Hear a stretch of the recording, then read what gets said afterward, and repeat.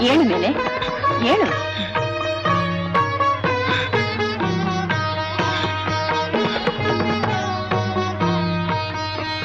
ನಿನಗೇನು ಬೇಕು? ಭಯಪಡಬೇಡ, ಧೈರ್ಯವಾಗಿ ಕೇಳು. ಬೇರೇನು ಬೇಡವೆ? ಐಶ್ವರ್ಯ, ಆಯುಸ್ಸು, ಅಂತಸ್ತು?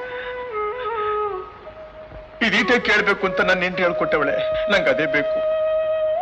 ಕುಳಿತುಕೋ. ನಾಲಿಗೆ ತೆಗಿ.